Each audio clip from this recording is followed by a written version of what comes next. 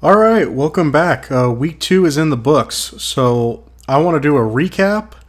But it's Monday night. Well, technically Tuesday morning. Monday night, just the 2 Monday night games just finished up. I figure I'm going to recap those since they're fresh in my mind, and then we're going to go back all the way to Thursday, and then the Sunday games, and then we're going to look ahead a little bit. And it's week 2 just finished up, so I would like, if I did, I told you guys last time that I would want to do like a little bit of my draft, my mock draft. I won't probably do the whole thing, but I'll just like maybe do the top 10 picks to give some people an idea of like what the draft might be looking like. I get excited about this stuff because it kind of gives those bottom 10 teams a little bit of hope, and it makes people realize what teams are actually going to be picking in the top 10. Sometimes it's kind of like a wow, like can't believe that team's all the way at the bottom. Okay, so we'll start with the first game tonight. That was Saints at Panthers. I'll start with the winners. Derek Carr looks basically how I think he is, which is mediocre. Sometimes he can put some good air on a ball, and you're like, wow, that was a really good throw. And then I would say another 50% of the time, you're just like, what was that about? Like, he's not a big guy. He doesn't. I don't know what to say. He has a fine arm, but I don't notice Derek Carr. I just think because he's a little shorter, he's not obviously Bryce Young short, but because he's shorter, I just think there's a lot of times where he sails stuff because he can't see properly or he gets spooked in the pocket. I've said this before that I think he throws off his tippy toes, which if you look at any great quarterback, they never do that. There's a difference between throwing off platform like Aaron Rodgers, Mahomes, where they're just like putting all their arm into something, but they're still confident when they make that throw. Derek Carr just doesn't step into stuff a lot of times. But anyway, he won. Saints won. Defense looks good. I won't take away from any of that. Flip side, Bryce Young, we're 2 weeks in, and, can a guy get a lot better? Of course he can. The problem is the mistakes and the problems that are showing up with the Panthers and with Bryce Young is pretty much exactly what I thought would happen. He's not big. He's not fast. He doesn't have a huge arm. So basically what they want, and I'm not a mock draft. I love doing mock drafts, but I'm not a draft expert like a Mel Kiper, Todd McShay, whatever, Joel Klatt. Like I'm not a college football expert. But when you look at Bryce Young, like because he's small, like really small, probably the smallest starting quarterback I think I've ever seen in the NFL, just as far as frame wise. He's not going to be durable. He's not going to be able to take a lot of hits. It's different. Like Brady had pliability, but he was 6'5" and a bigger body. And also Brady knew to get the ball away. Like he wasn't just going to take unnecessary sacks all the time. And granted, that's stuff that builds, and I get all that. But the things I'm seeing early on, that like Anthony Richardson is a good example. Anthony Richardson, the things he does well, and granted, it doesn't take a lot of training to be good at, hey, I'm a naturally good runner, so if you like have me veer off, do a quarterback option to the right, I'm going to run for a touchdown. Like he's good at that stuff. But what I like about the Colts is they immediately found what Anthony Richardson does well. Now flip it back to the Panthers. Bryce Young needs a clean pocket, and he needs guys to get open, I would say, within the first 3 to 5 seconds because he doesn't have a large arm, so he's not really throwing like past like 20, 25 yards is not really his expertise. He's in the intermediate 15 yards and in is basically where he'd like to work from. And people, I saw, like, I'm looking at the comment section, some YouTube videos, and I see people just ripping the Panthers receivers. And I'm like, okay, yeah, they're not the Bengals receivers where they're not like you got 2 studs, but at the same time, these are not scrubs. Adam Thielen, is he going to get you 1,000 yards this season? Probably not. But is Adam Thielen a scrub? No, he's a professional that he's made Pro Bowls. And what I'm saying is he knows how to run routes. It's not some rookie that doesn't know how to run routes. He caught a touchdown, a 2-point conversion. So like I said, it's not that Adam Thielen doesn't know what he's doing. He's still productive. He just shouldn't be your number one wide receiver. But then you got DJ Chark, who I think is a fine receiver. He's solid. I think it's Mims, or I might be wrong on that. They got some guy, Mingo. Mingo.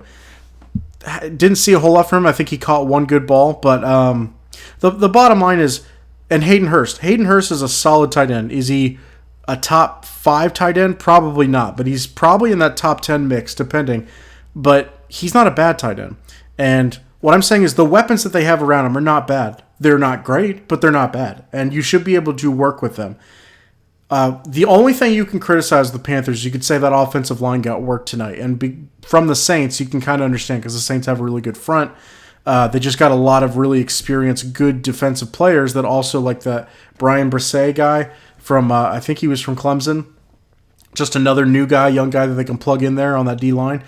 But overall, yeah, you could say the Panthers were outmatched. At the same time, you should still be able to see things that he does well.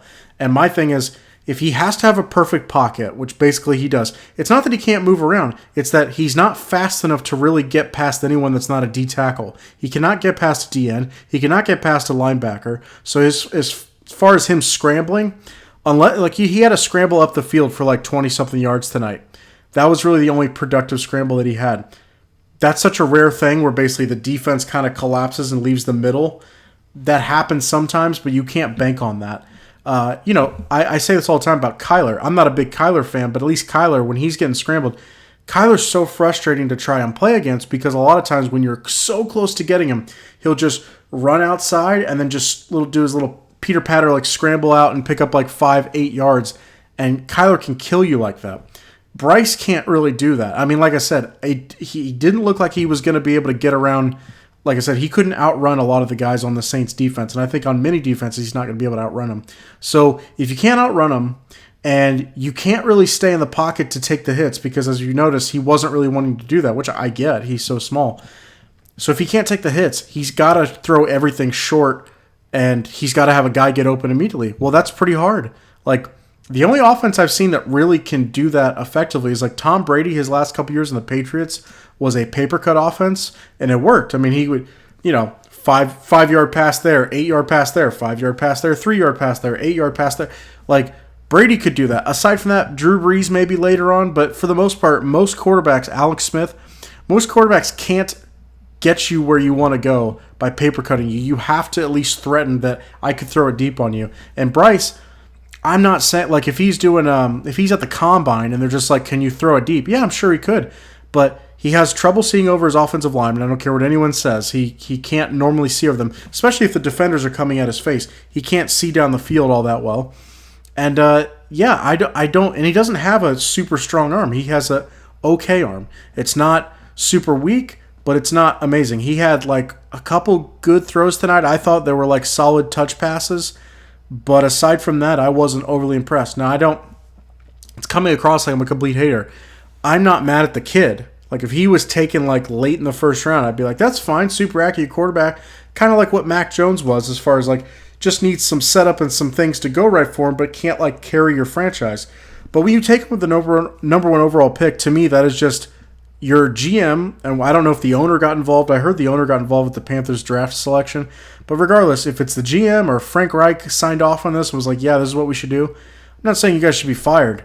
But that's one big strike against you because Bryce Young, I don't see it working. Like, Tua is bigger, taller, and we used to crap on Tua's arm, but at this point, I think Tua's arm might be better. But if you're just comparing those guys, Tua's just a stronger guy, and although his head may not be able to take all these punishments, his body is able to take them, at least so far. But yeah, not impressed. My thing is, what is Bryce Young's ceiling? Like, you drafted him number one. What did you envision him being? Because Drew Brees is like the best case scenario as far as shorter quarterback that's like amazing, that can throw for 5,000 passing yards and dice people up, like super accurate. That's Drew Brees. Bryce Young's accurate. He does not have as strong of arm as Drew Brees. And I know Drew's arm fell off later on in his career, but in his prime, Drew would never say like a top 5 arm or maybe even top 10 arm, but he was in the top 15. His arm was solid, I thought. But yeah, like, I just don't. What is Bryce Young supposed to be great at? If it's just accurate passes, like I said, paper cut offense is what you have to try and do. And I think Frank Reich is understanding early on that, wow, things are super limited. I honestly think if they put Andy Dalton in right now, they'd probably have a chance at winning more games. I get that Bryce Young has to go through this process. My problem is we've seen many quarterbacks go through this process where at the end of 2 or 3 years, they haven't grown or gotten better. Justin Fields is a good example. He hasn't really gotten better from his rookie season. I think Colin Cowherd pointed this out, and I do want to give him credit for this. Like, normally I don't always agree with Colin Cowherd, but I do agree with him on this. people, do the back in the day thing. Like, this guy had to sit behind this person for so long and it gained him, he got to learn, and that's what we need. The guy needs to sit, or the guy needs more time. Peyton Manning sucked his first year. These guys need more reps. Okay, and I had my buddies text me tonight, and they made a comment about Peyton Manning, like, Peyton Manning sucked his first year. Peyton Manning led the league in interceptions that year. He broke the record for rookies or interceptions in a season. He had 28, which Jameis broke with 30. The difference is Peyton was at least trying to push the ball down the field. He was trying to find people down the field. Didn't work out. He would try things, and he was figuring out what wasn't going to work in the NFL. Bryce Young's interceptions last week, they weren't great, but he was trying to figure out, can I fit this ball in here? No, I can't. Okay, and he learned that. I don't have it. That happens, and I'm not upset. I'm not upset about any rookie that's trying to do that, unless your decision making is just god awful. But you do have to figure out what are NFL throws and windows and what aren't. I get that part. The part I don't like, and that people will defend, is like, you still need to show me something. Because even though Peyton Manning had a ton of interceptions that rookie year, he still threw for some touchdowns. And the Colts saw, okay, we got to cut the turnovers down, but Peyton at least has natural talent. We can see that, like, okay, if we clean up the turnovers, this could work. Bryce Young, he's not even, he fumbled tonight. He almost threw a pick, but then the guy bobbled it, but it kind of should have been a pick. And he threw 2 picks last week, and I don't know, he might have gotten a fumble last week. Right now, he is not strong enough to hold onto the ball when guys are around him. He's just not. And his arm isn't strong enough to beat people, in my opinion. So if it comes across as I'm really down on Bryce Young, I'm just like, look at any other starting NFL quarterback. At least they have like if it works out, this is what they could be. Zach Wilson, a lot of people give him crap. He at least has a strong arm. Like, people talk about he could possibly do that off-platform thing where, like, he has such a strong arm that he could throw it off balance and it could go. You could say his accuracy sucks. You could say his decision-making sucks, and that doesn't mean he'll be a great quarterback just because he's a strong arm. But what I'm saying is people go, I might be able to fix him. My thing with Bryce Young is I don't know what you can fix. You can't make him taller. You really can't make – he can bulk up a little bit, but is that really going to help him out all that much? I don't know. Russell Wilson's short, but – Russell Wilson had better decision-making. I think Russell Wilson still was a little bit taller.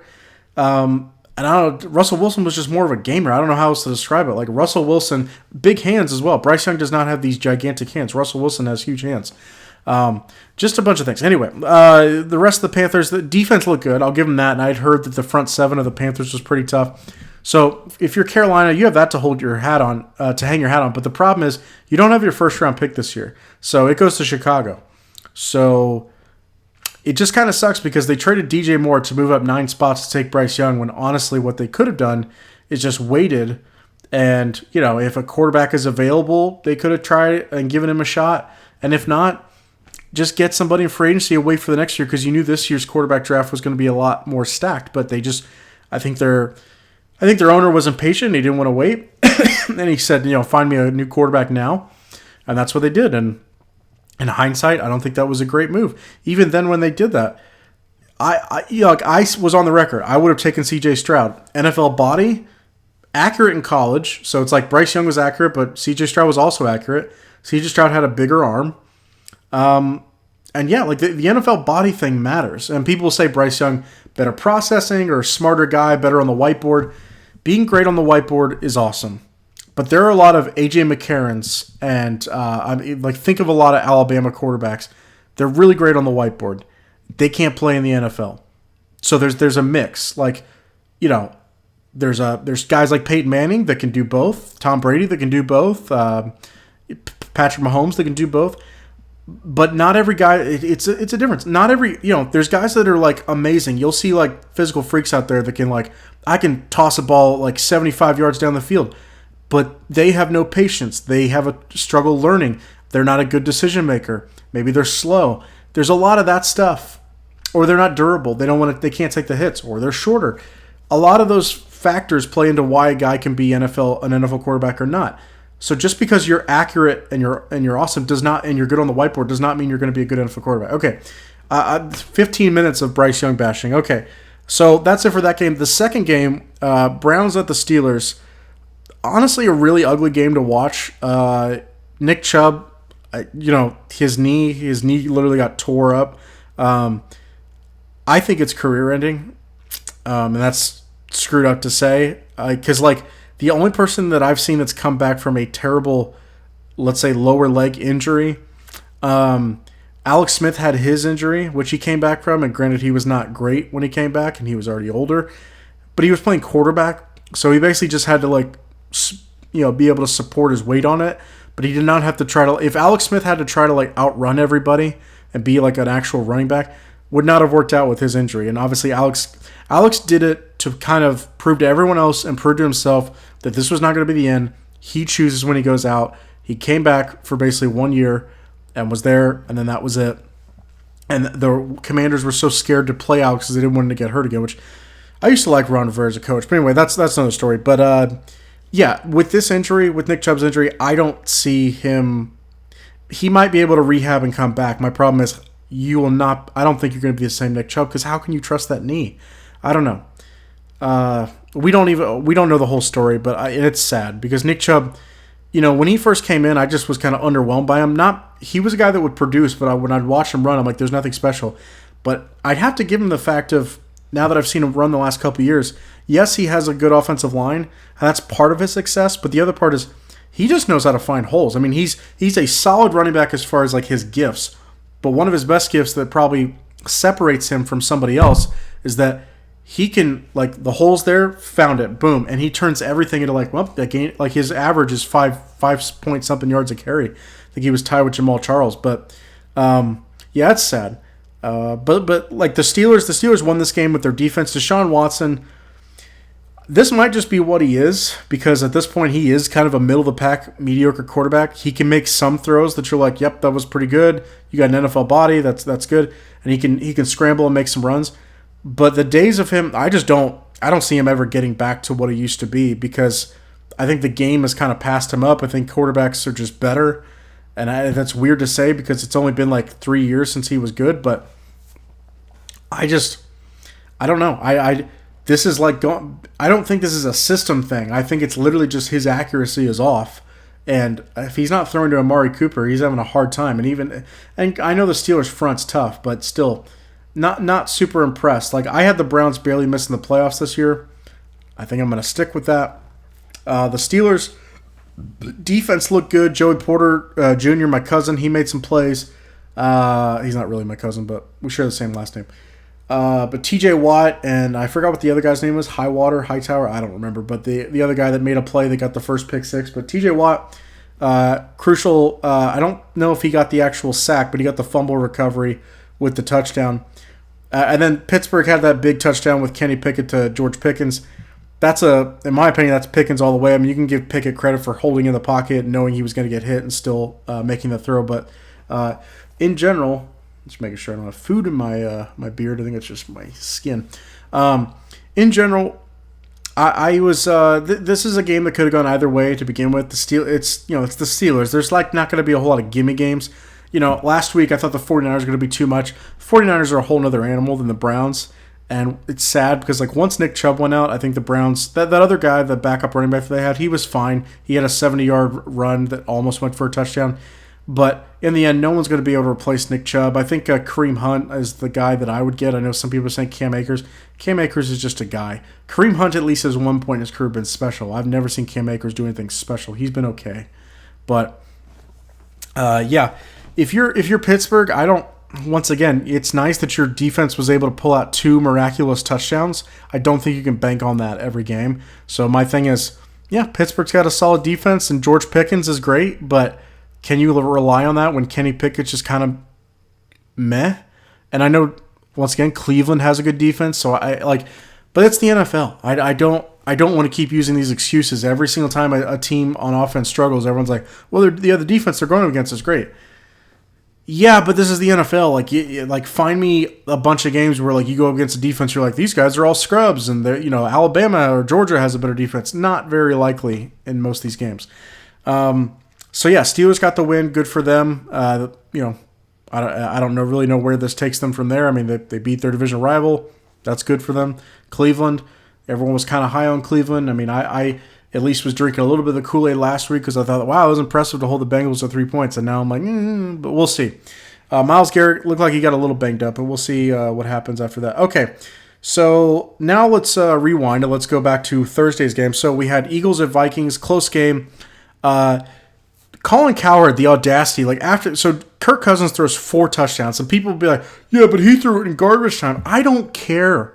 He didn't have turnovers. So my thing is, it's not like he was going up against, I don't know, the Bears or something like that. He was going against the defending NFC champions.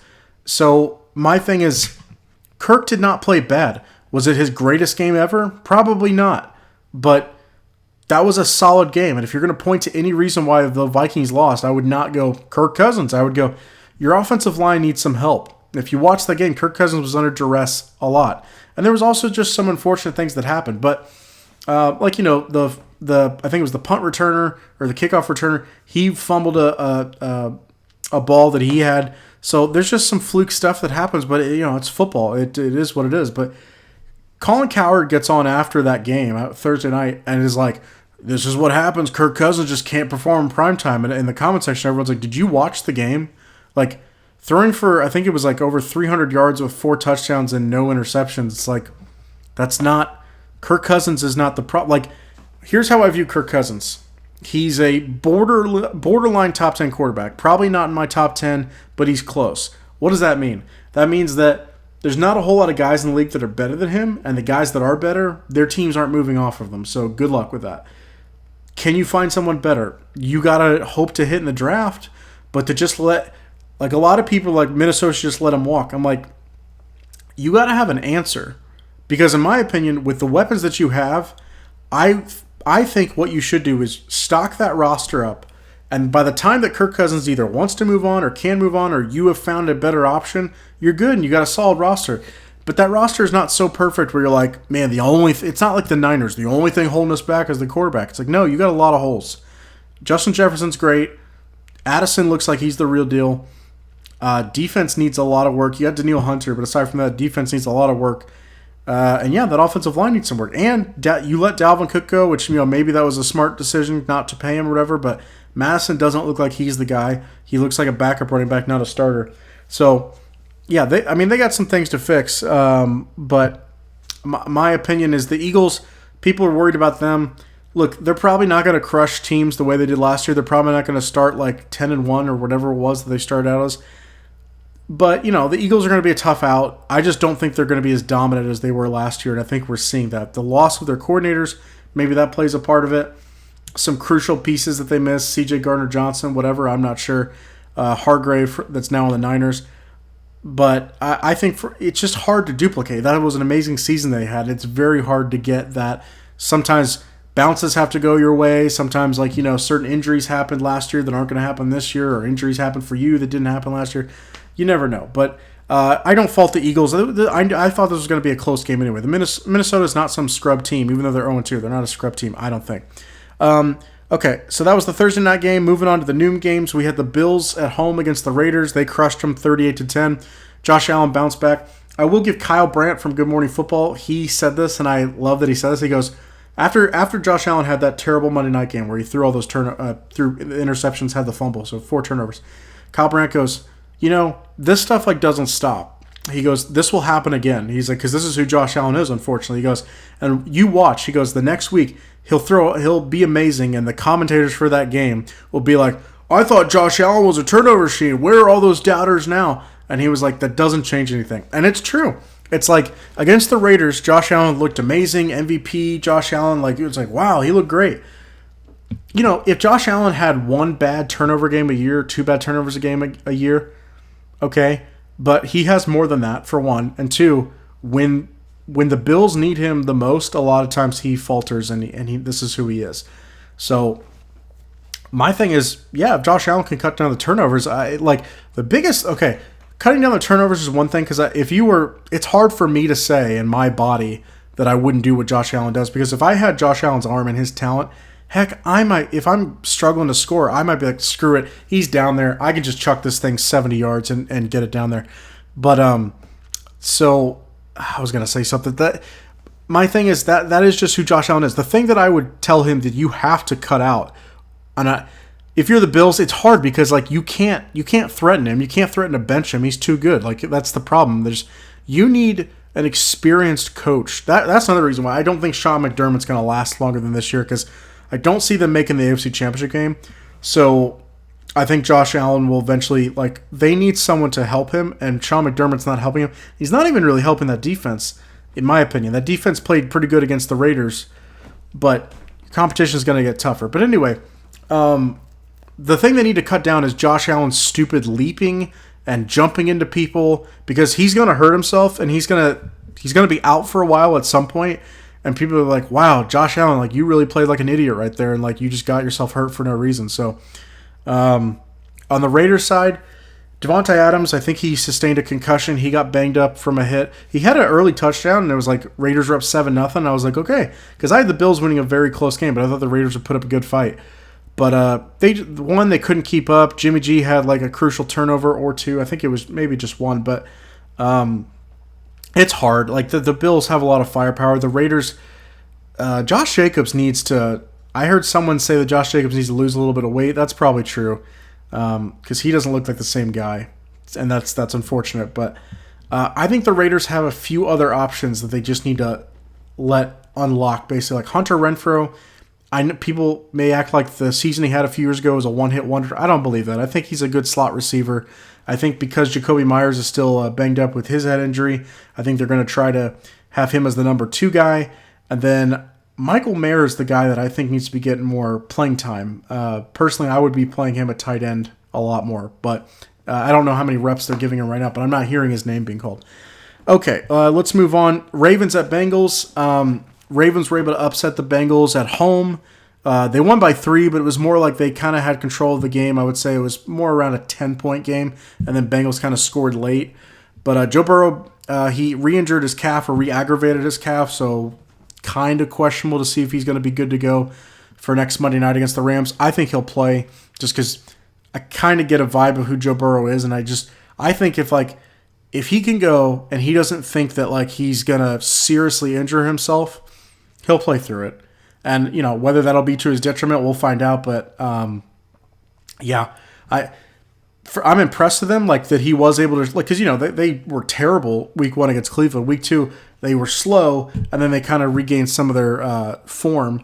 T. Higgins got some it's weird seeing T. Higgins in a number 5, I think is his uniform number. Doesn't look the same. When you wear a single number, it makes you look slimmer. I don't know what it is, but with the jersey. But when you have, like Tony Gonzalez was 88, Michael Irvin was 88, whatever.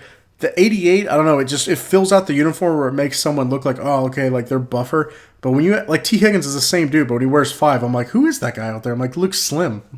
But no, T. Higgins is still a big dude. T. Higgins got 2 touchdowns. Jamar Chase didn't get a whole lot from what I saw. But as far as the Ravens, so Lamar, I've been a Lamar critic with some stuff. I don't think he's a bum, but there's been some things, and by the way, the game that I have in the background, I guess I haven't mentioned, but this is the rerun. The game's already happened. I just, NFL Network. But anyway, like with the Ravens, Lamar threw a dime to Zay Flowers. I think it might have been a 60-yard pass or whatever. Impressive. OBJ got hurt early on, but Mark Andrews, I'm not a big fan of. Their tight end, I think he's fine, but the fact that he made some Pro Bowls to me just tells you how slim the tight end position has been. And you got Kelsey, and then Kittle, when he's not the 4th option on his team, is really good, and he's not banged up. But right now he's banged up, and C-Mac, Debo, and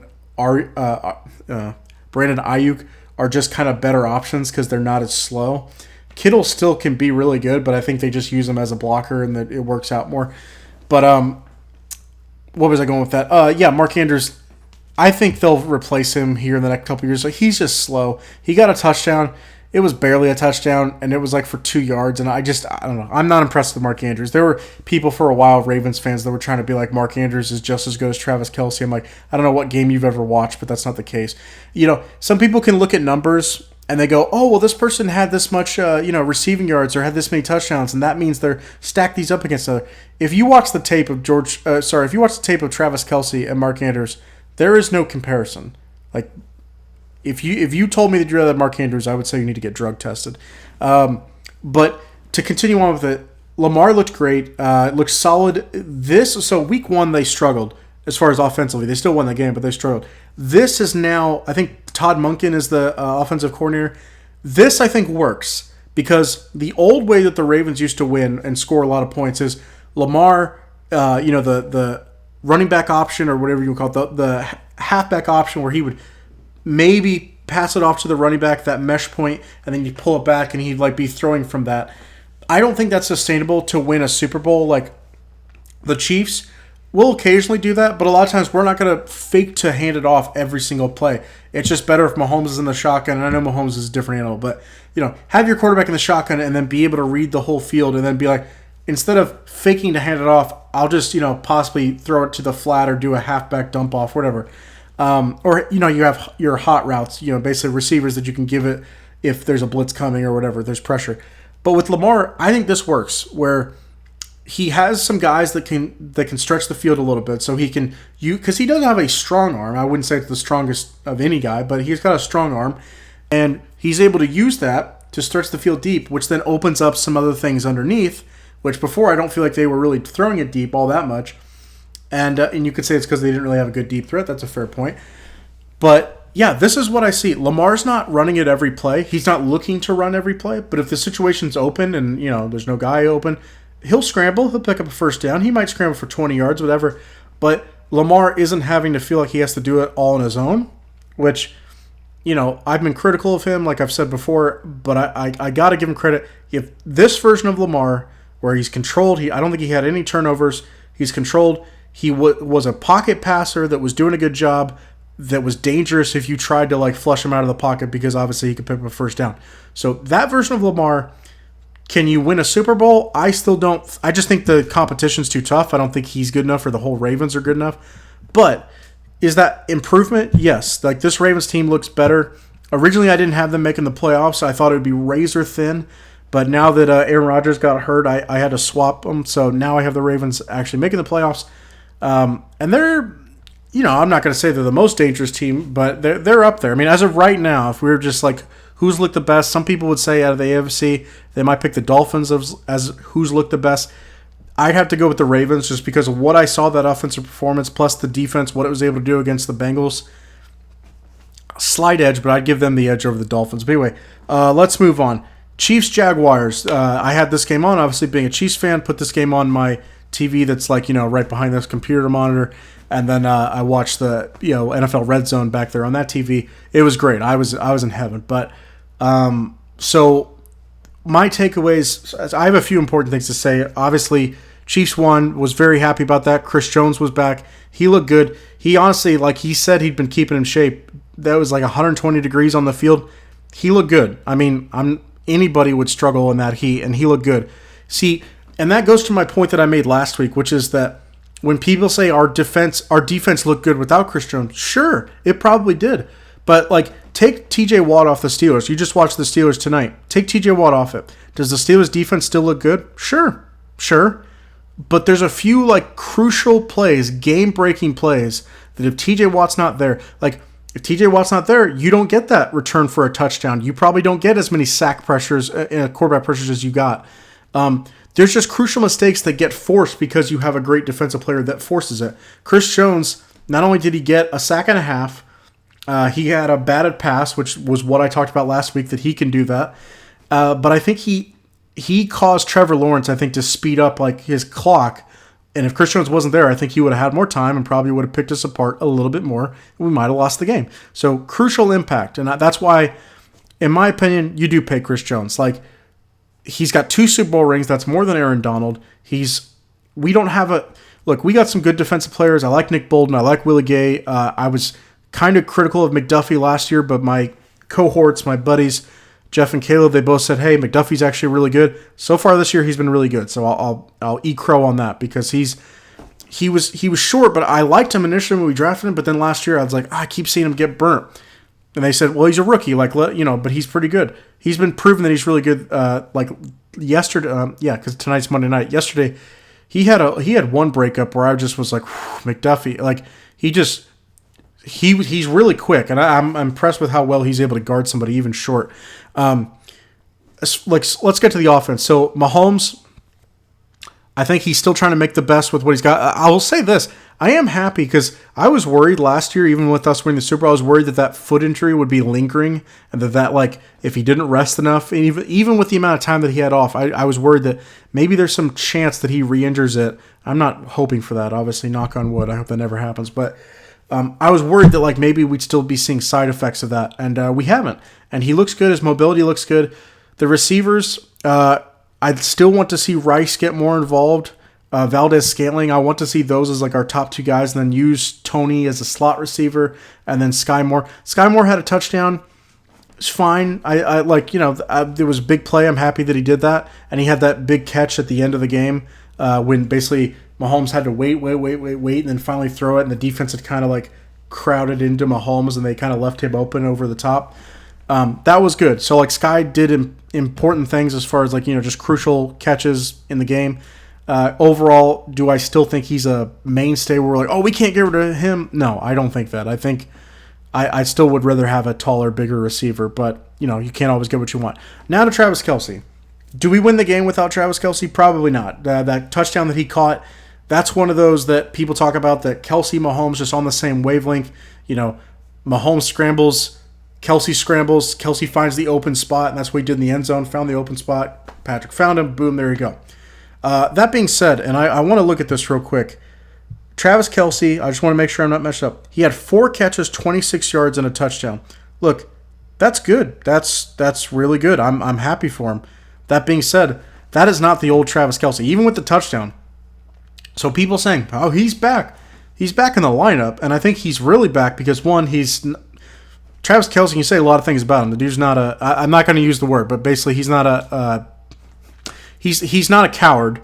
That's the clean way to say it. He's not a coward, so it's not like he's looking to miss games. That dude, I believe Kelce, if he can walk, he'd be out there and he'll play. So I think the last game, the Chiefs medical staff told him, we don't want you to play. We're not letting you play. If this would have been like the Super Bowl last week against the Lions, Kelce would have played. He'd be like, no, I'll figure it out. I'm not going to miss the game. This game, I think because he saw how bad our receivers were, he just was like, they need me. And he's like, if I can even remotely go, he's like, whether it hurts or not, he's like, yeah, I'm going to go out there. So he did. What I'm saying was, I think he played as best as he could within the circumstances. But that being said, he's not at 100%. And most people would say, yeah, he's not 100%. He's not even, I don't think he's at 80%. I think he's moving around out there at about 40%. Because I don't see Kelce shifted. I didn't see a lot of that. He kept dropping a lot of passes, and people were like, what's wrong with him? The Jags defense, some credit goes to them. They were able to break up some stuff. But there's another thing where when you know that you can't like beat a guy and you can't run a route like you normally would, there is something to the effect of when you catch the ball, you're anticipating more hits because you're like, I know I didn't beat that guy. I know that guy's sitting right there. I think Kelce just was like, he got hit a lot more in this game than I've seen him get hit normally. Normally, Kelce gets open, finds a spot, and then he'll wiggle a little bit, and then he'll get down because he's not trying to take some huge hit. And in this game, he couldn't really get that open just to get the ball initially. It happened a few times, but overall, all I hope is that he didn't hurt him or re-aggravate anything too bad. I don't know. I'm not a knee expert, but I'm just hoping that the next game against Chicago that he'll be better than he was even last week. I don't know with that injury. I don't know if just playing on it a couple hours on a Sunday really jacks up that much, or do you I don't know if getting 6 days of rest and then playing once a week, I don't know if that really is going to screw it up that much. Who knows? We'll see. But was happy that he was back because I do think he makes a huge difference on offense, even not being at 100%. The Jaguars, they only scored 9 points. I do think that's not really a problem with like the Jags offense. I don't think Trevor Lawrence was making terrible decisions. He was a little off on, like literally it was like 3 or 4 throws that if he's just a little more accurate, or maybe the Chiefs if the Chiefs didn't have as good of a pass rush, or they gave him a little bit more time, he probably darts a few of those throws into the back of the end zone where like the guys were a little bit out. But aside from that, yeah, I mean, I don't think the Jaguars played like crap. I just think our defense played really well. And I'm not doing the Chiefs homer thing here. I legitimately think the Jaguars were like literally a couple inches away from like if the ball, like that Calvin Ridley play at the back of the end zone, if it's a little closer and more accurate, maybe talking about a different game. And I don't think it was because Trevor was just completely inaccurate. I think it was just tough circumstances, Chiefs pass rush against you, Chris Jones, all that stuff. I think it all plays a factor in it. So The Jags, I think, will be fine the rest of the year. I did have them not making the playoffs, and we'll see. I mean, right now they're tied with the Titans and the Colts, but we'll see what happens. That defense, I will say this. I don't remember that defense being as physical as they were in this game. Like last year when we played them in the playoffs, I don't remember them being this physical. They got some heavy hitters on that defense, man. So the Jags, I think, will be okay, but we'll see what happens with them. But yeah, overall, it was a good game. Made me nervous, most of the game because it's like we only kept like a 1-score lead, but we did what we had to do. Okay, next game was Chargers at Titans. I did get this one right. Was very happy about that. I got this one right for the fact of, one, I don't like the Chargers, but two, okay, I guess the bigger story is the Chargers are 0-2. Brandon Staley got a little feisty in his press conference, being like, "What do you think the emotions in the locker room are? What kind of a question is that?" Because people were asking him, "Do you think the effects of the Jacksonville game is affecting your roster?" And he's like, "No, of course not." My thing is, I don't think any players walking out of the field going, "Hey, you remember that game last year against Jacksonville in the playoffs?" No one's thinking that. What they are thinking is, what is this guy actually doing for us? Like Brandon Staley, I don't think he's people talked about this with the Cowboys about Mike McCarthy when they had Kellen Moore last year, and they're like, "Well, you got Quinn, you got Quinn running the defense, and he's doing a great job. Then you got Kellen Moore running the offense, and Kellen Moore is calling the plays." They're like, "So what's Mike McCarthy doing?" And they're like, "He's literally just like staring up at the big screen, the big Jerry World TV, and that's all he's doing." And that's a fair point, because at the end of the day, yes, your head coach can get your team ready, all that kind of stuff, give speeches, but they have to be in charge of something, I think.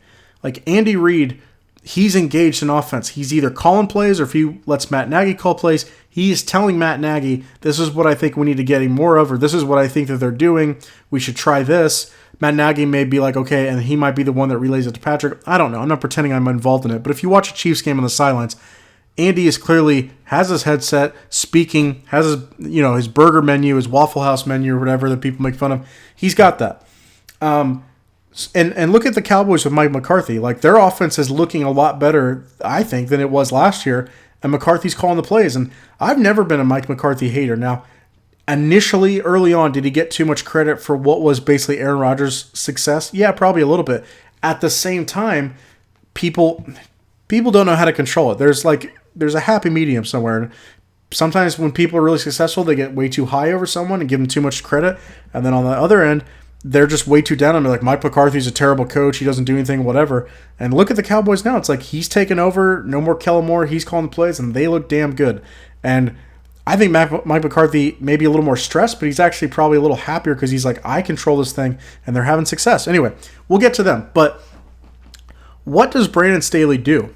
He's not calling anything on defense. That's the defensive coordinator, which I don't even remember what the guy's name is. But as far as I know, he's not calling anything on defense. So people keep saying he's a defensive guy. He made his bones in this league as a defensive coordinator, but he actually was a quarterback, and he actually started as like an offensive play caller. So it is weird that everyone just labels him a defense guy just because he was a defensive coordinator is like his last stop. But Vance Joseph's kind of similar. Vance Joseph is the defensive coordinator for the Broncos, formerly the head coach of the Broncos. He used to be defensive coordinator of the Cardinals, I believe, and maybe even the Dolphins.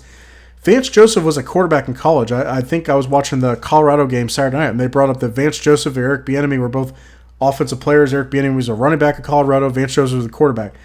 It is crazy that they turned a quarterback into a defensive coordinator. That's weird to me. But anyway, I feel like you would just stick to whatever part of the ball, your side of the ball you're more passionate about. But anyway, so Brandon Staley, if he's not calling the plays, and he's not, as I think Colin Cowherd said this, he's not a rah-rah guy. So he's not like Pete Carroll or like, he's not going to give you Mike Tomlin. He's not going to give you these inspired speeches. He's not holding everyone to this very hard standard and be like, you do this wrong, I'm cutting you kind of stuff. He's not like that. So what does he add to the roster? What does he add to the team? I don't think he adds anything. On the flip side, Mike Vrabel, former player, I feel like he gets the best out of his roster, and that's why you see a Titans team that many people are like, you're over the hill. You got too many unproven players. Like, the Titans have a weird mix of they have that old roster from a couple years ago where you got your old vets, you got your Derrick Henrys, your Ryan Tannehills, DeAndre Hopkins now. You got those guys, and then you got this new mix of young guys that are kind of unproven. But the Titans, I just think if you have a great head coach, and I think Mike Vrabel, maybe he's not top. I don't know. He might be top 10 just because of what he gets out of his team, but he's a really good coach, and I think that basically the Titans made up the difference in talent against the Chargers with coaching and ingenuity. The Titans did a lot of like interesting things on offense, and everyone keeps giving Justin Herbert a pass. And look, you could say he doesn't have a good coach. That's fine, but he keeps losing, man. Like he has the same amount of wins as Kyler Murray, and Kyler Murray hasn't played since like week 10 of last year. And Kyler Murray's only been in the league 1 year longer than Herbert. Herbert was the 2020 draft. Kyler is the 2019 draft. It's kind of weird to me. If he's this good, why can't... I don't get it. Like, I've said this before. If I have to knock Herbert for anything, he's got a good arm. He obviously, like, he's... Sometimes he's got really good anticipation, really accurate. I'll give him all those things. And he's a big body. He can take some hits. The thing that I will knock him for is I feel like his processing, not that it's bad, it's slow. When I watch him, he's like kind of robotic when he like looks and he's like, okay, and tries to move through his reads. I think that's why he gets into trouble sometimes, because he's slower. And sometimes when he's moving through his reads, a guy that was open is no longer open, or a guy that basically like it allows the defense to have a little bit more time to get to him. So I think that kind of makes a small difference, and he's not as mobile as like a Mahomes or whatever. He's a strong kid that's athletic, but he's not able to do what like a Mahomes can do, and I know that easy to say because no one's Mahomes. Tannehill had a bounce back game. He did not throw 3 picks. He threw I think he got 1 big bomb touchdown. He had a few long throws. Titans did what they're good at, which is run Derrick Henry. Even when it's not working, we're going to run it still, and then we'll play action off of that. It was good. DeAndre Hopkins had a bounce-back game. He got a few crucial catches, one especially in overtime he got to pick up the first down. So this is kind of what I thought they would be, and this is like what I thought, which is the Titans, it's not that they're going to be some dominant team. They won't be the 1 seed or anything like that, but I feel like because of their toughness, their coach, and the veterans that they have, I think they can basically make up for a lot of the deficits in talent by that. And I think that's something that is understated and people don't talk about. So good for them. It was very close, but they also have a really good kicker. Nick Folk, I don't know why he keeps being on the market. The guy just, I mean, I would say he makes 9 out of 10 over 50-yard field goals. The guy's pretty accurate. But anyway, the Patriots let him go, whatever. Yeah, good win for the Titans. Packers at Falcons. So this game was razor close, and honestly, the betting people had it really close beforehand. I think they had Atlanta as a 1.5-point favorite, and Falcons won by 1 point. So I want to say one thing. Desmond Ridder looks like he's 45. Has anyone seen that? He looks like a really old, weathered guy, and he just finished college like 2 years ago. So that's weird, guys. The Falcons have all this talent. Drake London he looks like a tight end out there. Big dude. Kyle Pitts, supposedly really talented. I think it's just because Desmond Ridder's trying to throw him the ball, or they don't even value passing the ball all that much in that offense. Bijan looked really good in this game. So I finally got to see. I knew he was he could make explosive plays. What I saw in this game was, I see why people were so high on him and they said he could be one of the best running backs that has come out in the draft in a long time. He turns plays that should be like maybe a 2-3 yard game, and he'll turn them into like an 11-yard game. That's the stuff that separates an average running back from a really good running back / great running back. Because there's a lot of guys that basically, you tell me to run this way, I'm going to run that way, and if the line blocked for me, great, cool, I'll pick up some yards. If they didn't, nothing going to happen. And they seem like they're unbothered. Bijan's like, no, those two guys are not going to be enough to stop me. No, I'll keep powering through, or I'll jerk around from this guy and I'll move around him and I'll pick up the first down. So it looks like that was. I'm not saying that's the smartest draft pick ever, but in my opinion, where people had him ranked on a big board, not bad to get a difference maker like that. So my takeaway is, so as far as the Packers, Jordan Love played fine. He had a few really good touchdowns, but just came up a little bit short at the end, like the fourth quarter, came up a little bit short. The Falcons were able to come back.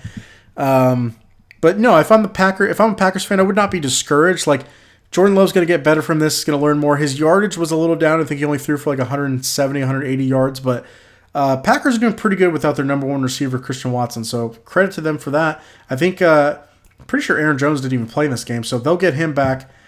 So yeah, if you're a Packers fan, I wouldn't be discouraged. You guys should be okay. I don't know if you guys make the playoffs or not, but regardless, if you can just field a competitive team, which so far you are, That's improvement. That's good. Aaron Rodgers, I think, only won.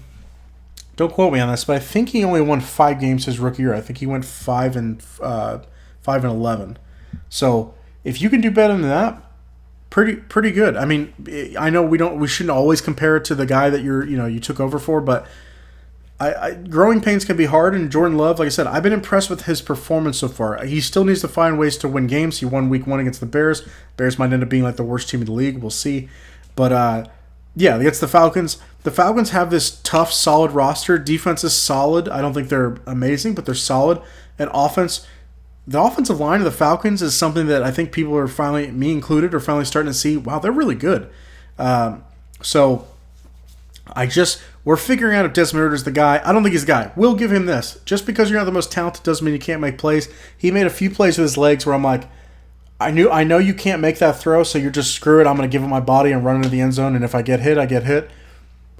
Props for that, because if I'm not as talented as even Desmond Ridder, I'm a nobody. But if I was in his position, yeah, I'd probably do the same thing. I'd probably be like, yeah, there's no way I could throw that. But you know what? I'm only going to be in the NFL once. You only live once, YOLO, and I would have tried to do the same thing. Don't know if I would have been successful, but yeah, props to Desmond Ridder. I don't know how far they can take this. I think they've had a pretty light schedule early on. You had Carolina week 1, Green Bay week 2.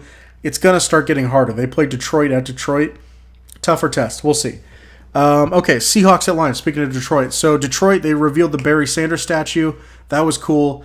Jared Goff finally threw a pick. It was a pick 6. He bounced back. He drove the Lions down the field. They scored a touchdown. This was a very close game. Seahawks won off the walk-off touchdown because, yeah, the game did go to overtime. Geno to Tyler Lockett. Once again, Tyler Lockett just extremely underrated. Like, the Seahawks we don't know exactly what Jackson Smith-Njigba is yet because I don't think he's gone off in any NFL game yet. But he was the number 1 receiver out of the draft, at least the guy that was picked first.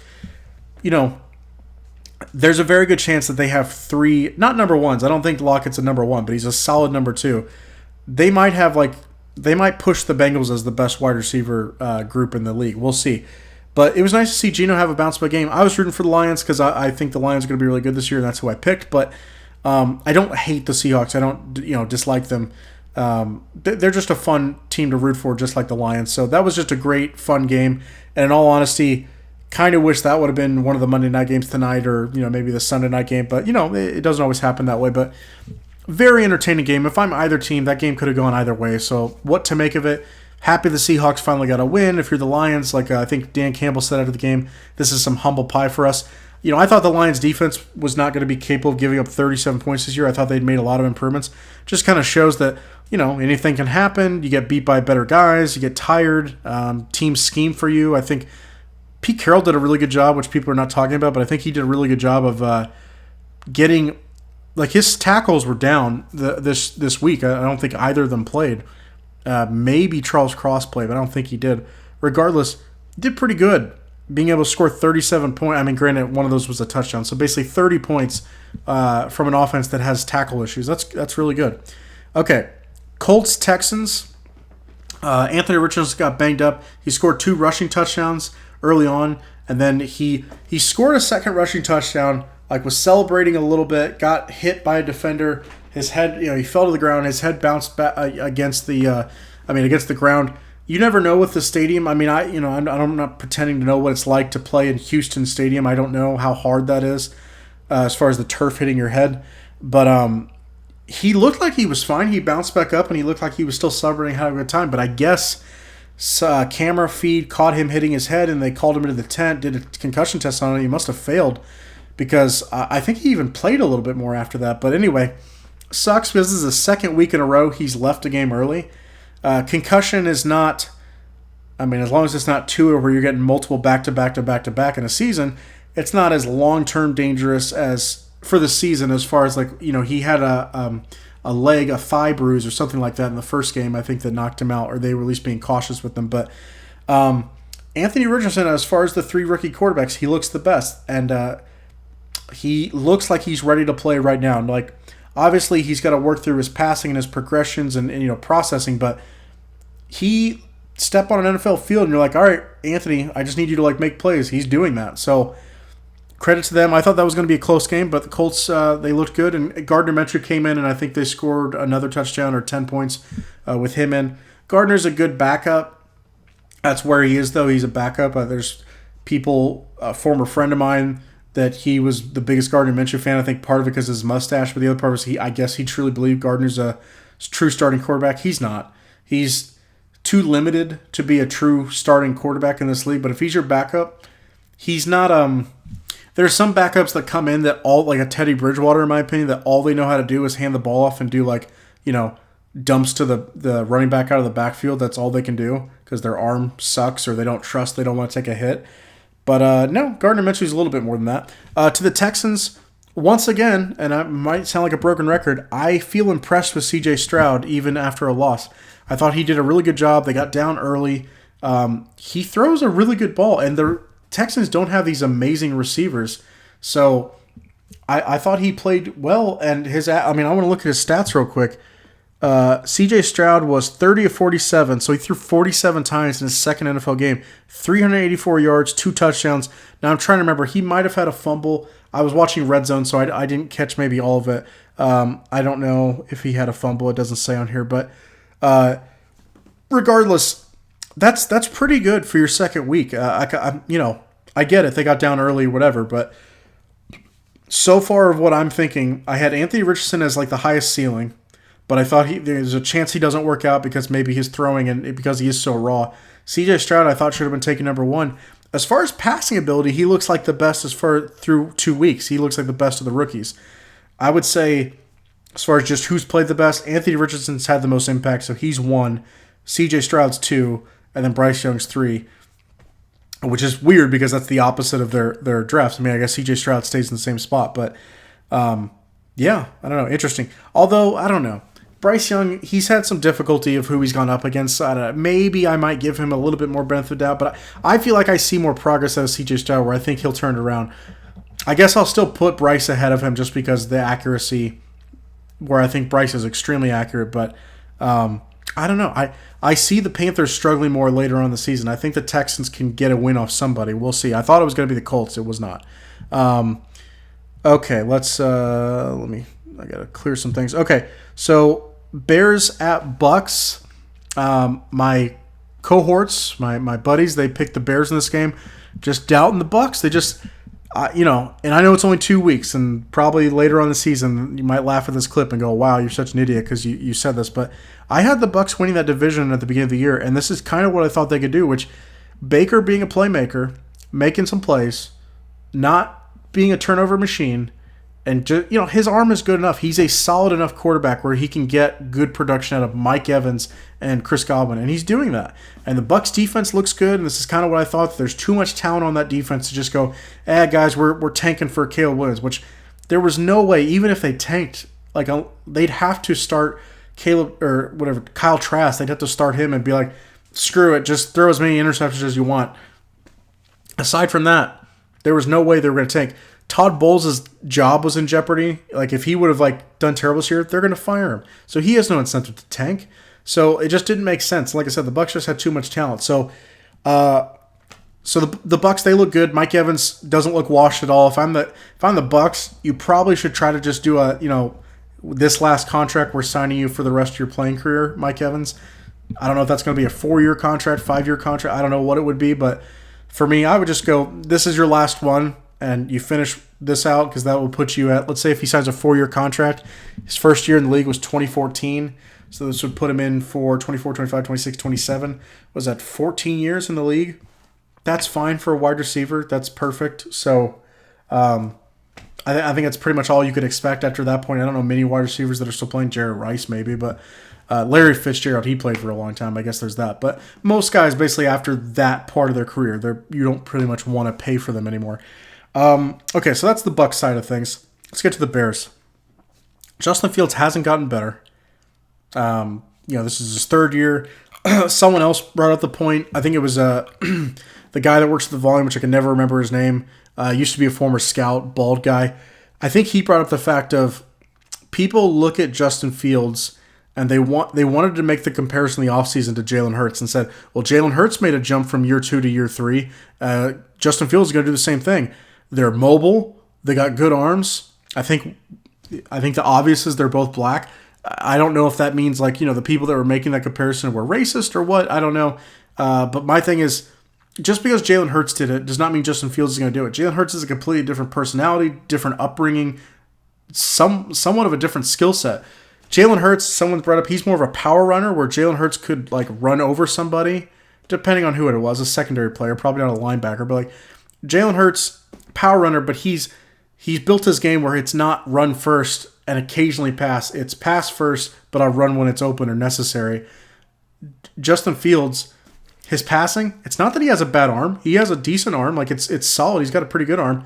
He's not super accurate. Occasionally he can throw a really good ball. We're like, wow, he had a touchdown to Chase Claypool in this game that I was like, that's good. And that goes against what this expert on the volume was saying that works with Colin Cowherd. He was saying last week that if you're a decent organization, you should just cut Chase Claypool after week 1 because his performance is so bad, his effort was so bad. No, because I'm not saying every NFL player does that. There's going to be a lot of guys that are professional where they would never give that on tape. But that doesn't mean you should cut a guy. Chase Claypool has talent. If you watched him his rookie year, which was only a couple years ago with Pittsburgh, he has talent. So I would not, you traded a second-round pick for him. I would not just be like, well, Claypool, you're gone.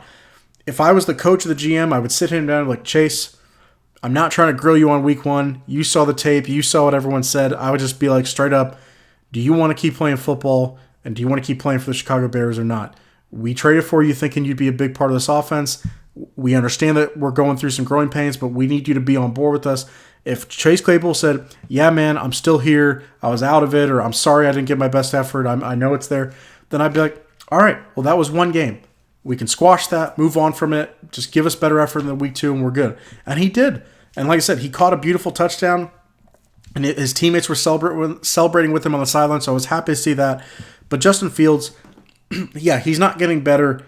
There's nobody on the defense that I could even name that's like a great player on Chicago because they've obviously traded away most of their good players to try to get picks. Will say they are in a good position moving forward with their draft capital because they have Carolina's pick and their own pick.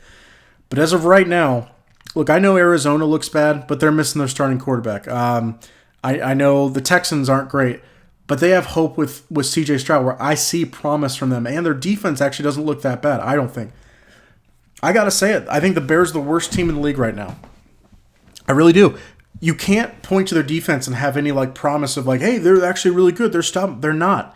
There's no guy that I can see on the defense that I'm like, that guy can make a Pro Bowl. I can't see it. And on their offense, it's one thing where you have no talent, but what does it say when like you have 2 really good receivers and your quarterback can't really get the ball to them? You signed Robert Tonyan in the offseason to go with Cole Kmet, so you have 2 solid tight ends. They're not really being involved. Your running backs, Khalil Herbert or whatever, I don't think that guy's all that good. Me personally, Deontay Foreman, who I actually like that they got from Carolina last year, apparently they're just healthy scratching him. I don't know what's going on. Matt Eberflus, I've never been a fan. I haven't seen, like, once again, your defense isn't good. Okay, that's supposed to be your calling card. Your offense isn't good. Okay, so you can't hire a good offensive coordinator. You didn't get the quarterback pick right, which granted, that was not his pick. I get that part. But the defense isn't turning around. They're not being all that competitive, I don't think. I think Tampa could have probably pressed the gas a little harder in that game if they wanted to. But I think they kind of banked on Justin Fields isn't going to be able to pull this out. So, and they're not wrong. He's been a starter for 3 years. He's 5-22, I think it's his record. That's terrible. And I've said before, I'm willing to give guys multiple opportunities, even if your win-loss record's bad. Derek Carr, I think, has like 15 or 20 more losses than he does wins. Matthew Stafford has 10 more losses than he does wins in the regular season, but he's got a Super Bowl ring. So it's not always about, do you have more wins and losses in the regular season. The best of the best have that, or most great quarterbacks that are going to the Hall of Fame have that, but not everybody has that. It happens. Kirk Cousins, I think, only 7 games over 500 for his career. But what I'm saying is, okay, you're 5-22. What is this? What we're supposed to expect? We just get like 2 to 3 wins a year and that's it, because that's basically all we're seeing. And even though you could say that the talent's depleted, it's year 3, man. Like, you got to show some progress. Since, like I said, the talent's there, but my comparison to him is Carson Wentz, and I do think Carson Wentz sometimes gets treated unfairly because when other players do turnovers, it's everyone else's fault. When Carson Wentz does turnovers, it's just his fault. And Carson Wentz has legitimate talent. I think he should still get a shot on a roster. But regardless, we'll get to that. But yeah, Justin Fields, I think the Bears need to move off from this offseason. I think they'll be in position to draft a quarterback, and I'll get to that. But I think you got to move on. If there's an opportunity to get a better quarterback, you got to move on. And it sucks, and you probably, I don't know what you could get for Justin Fields at this point. I think the going rate for a quarterback that people still think could be salvaged, that has talent, that was taken in the first round, Sam Darnold got, 2 seconds, I think, or maybe 2/3. I think it's probably what you're looking at is probably 2 seconds for Justin Fields. I mean, Trey Lance, he just had the injuries, and people were like, if you can't beat out Sam Darnold, how good are you? That's why the Cowboys were able to get him for, what they get him for, a third round pick. But yeah, 2 seconds, maybe 1 second. I don't know. I don't know what you do, a second and like a fifth. I have no idea what the package would be, but I don't know who would be interested. Like, if I'm looking at the list, Texans, they got C.J. Stroud. I'm looking at the bottom people first. Arizona, I think I'd rather just have Kyler, as Kyler, as bad of a leader as he can be sometimes. I think I'd rather just bring Kyler Murray back next year as opposed to bringing in Justin Fields. Denver, okay, but isn't that what you're already kind of struggling with? Is you need a guy that's accurate, that's not making mistakes, isn't like Justin Fields is younger. I get all that. You'd want to replace Russell Wilson, but I feel like the Broncos could probably just find someone in the draft as opposed to taking on someone else's problems. The Panthers, maybe if Bryce Young, it's clear that it's not going to work, maybe the Panthers could bring in Justin Fields. That might work. So that one I don't hate because they don't have a first-round pick next year. So maybe if it was just some seconds, they were like, Bryce Young ain't working, or if he's not working, let's bring in some competition for him. I'll finish out like the top 10. Patriots, maybe. That'd be interesting. They got taken in the same draft, a couple picks apart from each other. That'd be interesting. Mac Jones versus Justin Fields. Justin Fields would be like the high end of let's see if he can push Mac Jones. But at the end of the day, I think Mac Jones is just a better NFL quarterback. Not that he's more talented, but he just knows how to play the position better. Chargers, you're good with Justin Herbert. Don't need him. Vikings, interesting. Maybe if Kirk Cousins walks or you just want to let him go. Might have Justin Fields, but I'd still rather have Kirk. Kirk can produce 4 touchdowns a game. Justin Fields can't do that on a regular basis. So I get you want the high upside, but I think these bottom 10 teams as of right now, I don't think they're going to be the ones. Bengals, what was that? 1, 2, 3, 4, 5, 6, 7, 8, 9, 10. Bengals, you have Joe Burrow, no. And then Colts, you just got Anthony Richardson. There's a good chance that by the end of the year, if we see more from Anthony Richardson, you'd be like, who the hell is Justin Fields? Why the hell would I want him? I got Anthony Richardson. So the only ones that really made sense to me is Panthers and Vikings, depending on what the asking price was. I'm like, yeah, maybe, but the Vikings, if you're telling me we get Justin Fields, I'd rather just roll it back with Kirk Cousins than have a complete turnover machine that can't produce the offensive fire. Imagine Justin Fields with Justin Jefferson and him just missing a lot. You got Minnesota fans would be like, I miss Kirk. Why can't we get Kirk back? Like I said, the only one that really makes sense to me as a possibility is Carolina if Bryce Young is just god-awful. Okay, so let's move on. Giants at Cardinals. This was a game that you're like, how the hell are the Giants losing by I don't know, it was 20-7 at one point. Giants were able to come back and win. Saquon had an ankle injury. Looks like he's going to be out for 3 weeks. Daniel Jones, night and day, first half, second half. First half was like, oh, this is the Cowboys game all over again. Second half came out and played like, I'm not saying he is the MVP or that he is going to be in that conversation, but he did an MVP performance in the second half. The Giants wide receivers, I want to say this. So I heard a lot of people say that, Stephen A. Smith says that the Giants are Saquon Barkley and a bag of chips. In the last couple of years, they have been. Guys that I like, Isaiah Hodgins, wide receiver, they had him last year, and he started to make some plays and kind of help them with their playoff run last year. So I like him. Jalen Hyatt, the wide receiver they got from Tennessee. I remember Mel Kiper kept putting, it was either Mel Kiper or Tom McShay, one of them kept putting him in the mock draft, his big boards early on, and people were like, I don't think a guy's going to be NFL caliber. And so they eventually moved him off. I like Jalen. When they picked him, I was like, yeah, that's good upside. Where you got him, I think they got him a second or third round. That's good upside. The guy is a speedster. He can get open. He kind of stretches the field, which is what the Giants have been lacking for a while. Darren Waller, as much crap as I give him for not being able to still stay healthy, he came up with some big catches. I can look at his stats right here. Darren Waller, 6 catches, 76 yards. It's pretty good. Okay, for the Cardinals, you're showing, like, do I still think you're a bottom team in the league? Yes, but Joshua Dobbs is at least a gamer. Do I think he has NFL staying power as far as finding a starting job somewhere? No, but he's playing tough. And honestly, the decision to let Colt McCoy go and keep Josh Dobbs, or acquire Josh Dobbs, looks like a good decision because he's at least keeping you in games, or at least there's a chance you might win. And it's a shame for the Cardinals because they really, like, they probably should have won this game, but obviously they weren't able to capitalize on the big lead that they had, and they eventually just let it go. And then I don't even know if Dobbs had any turnovers. Didn't throw for any picks, but anyway, he did have that one awesome run where he just basically, like, someone was like, "Oh, he's just gonna slide," and he was like, "Nope, I'm just running straight into the end zone, like 20-yard run." So that was impressive. Overall takeaway: if you're, I probably need to plug this in. Give me 1 second. If you're the Giants, you almost were 0-2, and you almost lost to, like, one of the worst teams in the league. So that is highly concerning. That being said, the bottom line is you got to get wins, and they got to win. So that puts them back in contention.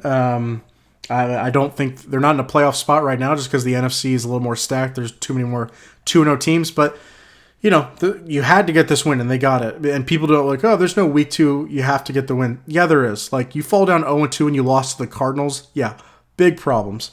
So yeah, good for them. In Arizona, I'm not a Gannon guy. I don't think he's going to have staying power, because what I think that team needs is an actual offensive coach that can get into Kyler Murray and, like, hold him accountable. But we'll see. That Arizona defensive line looks like they got some promise, so we'll see what happens. San Francisco at the Rams. I picked the Rams for this one. It was close, and then Matthew Stafford threw a pick, which really wasn't his. The one I'm talking about wasn't his fault. He threw it to his running back.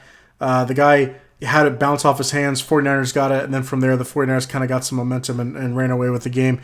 The Rams kicked a field goal at the very end. I'm sure that pissed off bettors that had the 49ers spread, because the 49ers were favored by like 7.5 or 8, and the Rams lost by 7. So sucks for those people. But anyway, to the 49ers, they just have so many weapons. I mean, that's the thing, is like, you think you got, like, okay, we'll contain that guy. Well, there's that other guy that's going to make a Pro Bowl. And you contain him, there's another guy that can make a Pro Bowl. There's another guy. They have 4 amazing weapons, which is scary.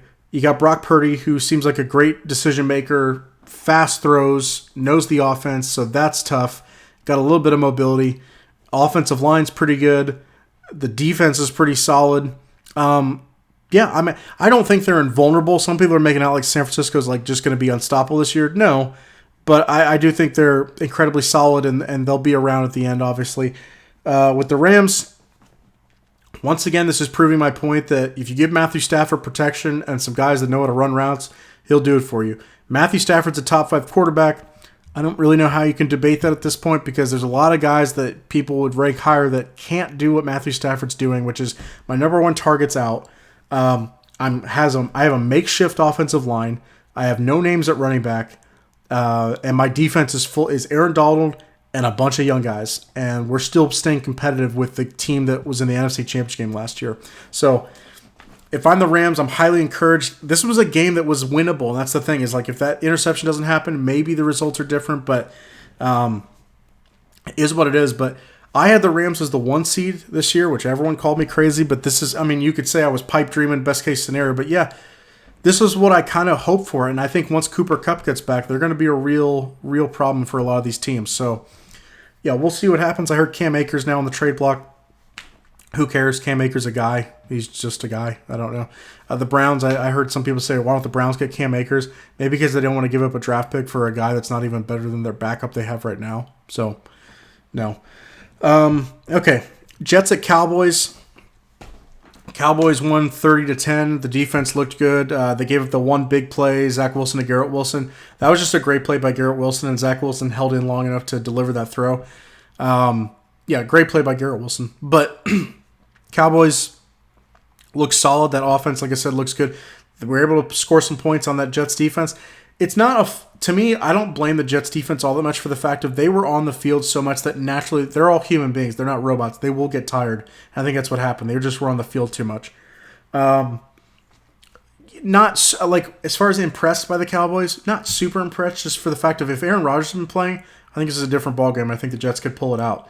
But with Zach Wilson, people are killing him right now and saying like he's the sole reason. That offensive line's not great. Their tackle situation's not very good, so he doesn't have a whole lot of time. He just went up against probably the best defense in the league, so it's not going to look great for him. Do I think he's going to take you guys to the playoffs this year? No. But do I think he could probably get some wins this year with you guys and like not screw it up? Yeah, I think he's capable of that. Once Aaron gets back to maybe not even being in the sidelines, but being in practice with them and basically teaching him through a lot of stuff, it's going to help him a lot. I think it's going to help his performance a lot. Okay, Commanders at Broncos. We got 2 games left because obviously we've done the Monday night games from tonight. Commanders at Broncos. I picked the Broncos. I was wrong in this, and it looked so good early on. And I say it looks good. I'm not a Broncos fan. I don't root for them as far as like long-term success, but just as far as getting my picks right. Because I don't want to see Sean Payton like lose. Like I actually like Sean Payton as a coach. He's a good coach. He needs to be in the league. There's a lot of coaches that aren't good coaches that I hate that they have jobs.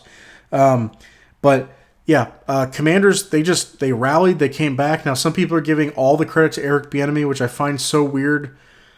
I'm not saying he has nothing to do with their offensive success. Like I'm sure it has something to do with it. Some of it's probably Sam Howell pulling some magic out. You'll just notice this. Like when like Carson Wentz, any team that he was ever on, when he did bad, it was all his fault. When the Commanders are doing good, it's all credit to Eric Bieniemy. When the Chiefs are doing bad, it's you lost Eric Bieniemy. Is that the media just loves it? Personally, for me, I don't know what to make of Eric Bieniemy. Do I think he's probably a solid offensive coordinator? Sure, but for him to get a ton of the credit for the Chiefs' success, crap. Andy Reid had success before Eric Bieniemy was a name that people knew. Patrick Mahomes will have success after Eric Bieniemy leaves. It's Patrick Mahomes. If you think that Eric Bieniemy was the reason why he was having success, you are incorrect. I'm sorry, but you're incorrect. The reason the Chiefs are having offensive struggles right now is because the receivers, and because their number one, their best receiver, Travis Kelce, is a little hobbled right now. That's the main issue. Anyway, Commanders, Broncos. It's like I said, it's a shame because a lot of people will give crap to Russell Wilson after this game because they lost again. Look, did he have a few mistakes? Yes, but overall, I mean, what did he throw for?